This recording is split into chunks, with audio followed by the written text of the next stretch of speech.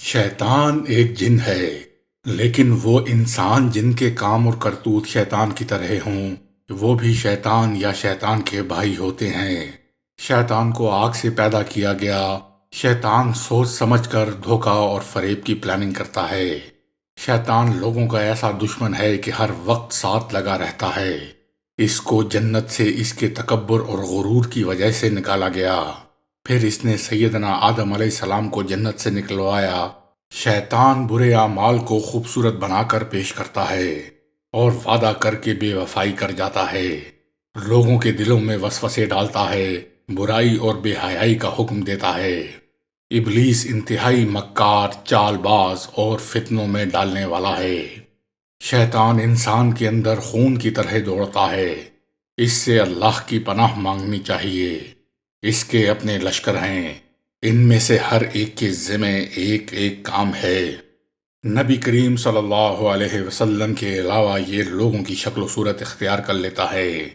سب سے پہلے خود شبہ میں پڑا اور حجت بازی کی، اب یہ لوگوں سے کرواتا ہے۔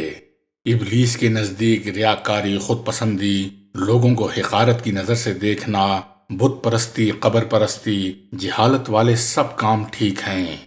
یہ انسان کو اس قدر گمراہ کر دیتا ہے کہ اس کو گناہ اور ثواب، حق اور باطل، عابد اور معبود میں تمیز ختم کرا کے جہالت اور گمراہی کے اندھیرے گڑھوں میں گرا دیتا ہے۔ پھر لوگوں سے ڈرتا ہے اور کہتا ہے، دنیا کو بھی تو رکھنا ہے، لوگ کیا کہیں گے؟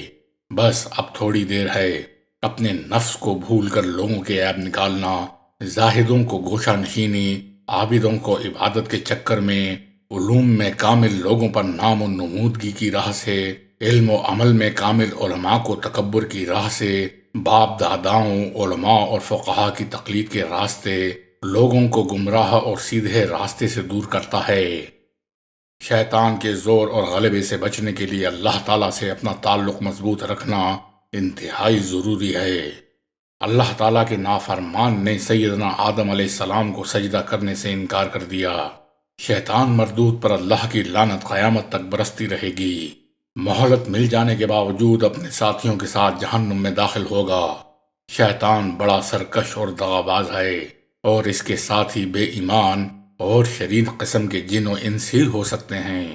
شیطان برا رفیق اور ساتھی ہے، اور اس کی پیروی سے لوگ راہ ہدایت سے دور ہو جاتے ہیں۔ سورہ اعراف کی آیت نمبر 27 سے 31 تک میں اللہ تعالیٰ ارشاد فرماتا ہے، اے آدم کی اولاد، کہیں شیطان تمہیں فتنے میں نہ ڈال دے۔ جس طرح اس نے تمہارے ماں باپ کو جنت سے نکلوا دیا، ایسی حالت میں ان کا لباس بھی اتروا دیا تاکہ وہ ان کی شرم گاہیں دکھائے۔ وہ اور اس کے لشکر تمہیں وہاں سے دیکھتے ہیں جہاں سے تم انہیں نہیں دیکھتے۔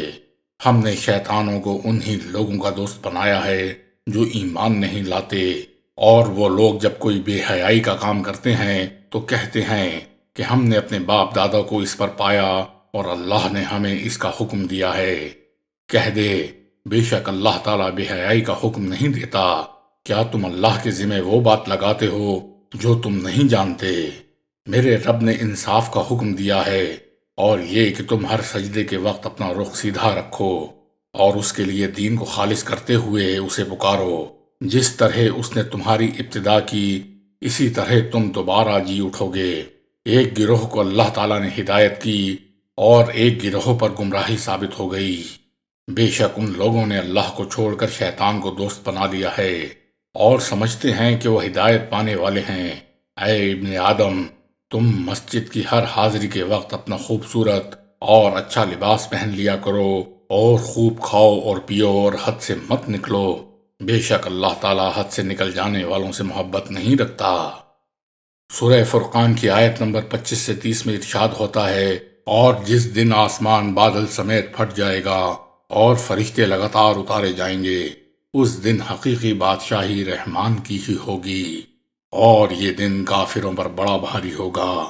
اور جس دن ظالم اپنے دونوں ہاتھ دانتوں سے کاٹے گا اور کہے گا، اے کاش میں نے رسول کی راہ اختیار کی ہوتی، ہائے افسوس، کاش کہ میں نے فلاں کو اپنا دوست نہ بنایا ہوتا، اس نے تو مجھے اس کے بعد گمراہ کر دیا کہ نصیحت میرے پاس آ پہنچی تھی، اور شیطان تو انسان کو وقت پر دغا دینے والا ہے۔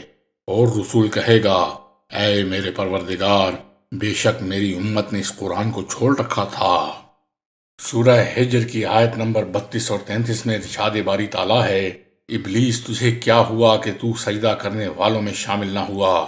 وہ بولا کہ میں ایسا نہیں کہ اس انسان کو سجدہ کروں جسے تو نے کالی اور سڑی ہوئی کھنکھناتی مٹی سے پیدا کیا ہے۔ اللہ نے کہا، تجھے کس چیز نے روکا کہ تو سجدہ نہیں کرتا جبکہ میں نے تجھے حکم دیا؟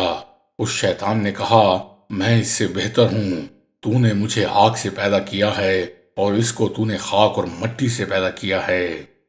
سیدنا جابر رضی اللہ تعالیٰ عنہ سے روایت ہے کہ نبی اکرم صلی اللہ علیہ وسلم نے فرمایا، بے شک شیطان کا تخت پانی پر ہے اور وہ اپنے لشکر کو دنیا میں فساد پھیلانے کے لیے بھیجتا ہے۔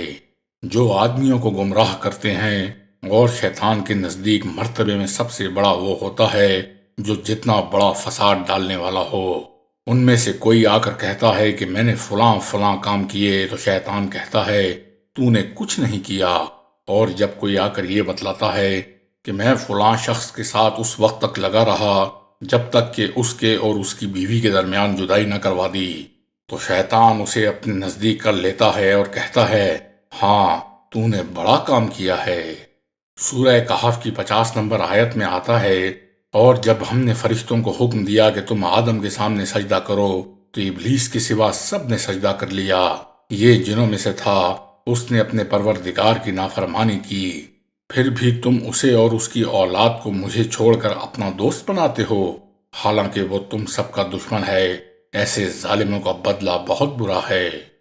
سورہ ہجر کی آیت نمبر 39 اور 40 میں ارشاد ہے، شیطان نے کہا، اے میرے رب، چونکہ تو نے مجھے گمراہ کیا ہے، مجھے بھی قسم ہے کہ میں بھی زمین میں ان کے لیے نافرمانی اور گناہ کو مزین اور خوبصورت کروں گا، اور ہر صورت میں ان سب کو گمراہ کر کے رہوں گا، سوائے تیرے ان بندوں کے جو منتخب اور چن لیے گئے ہیں۔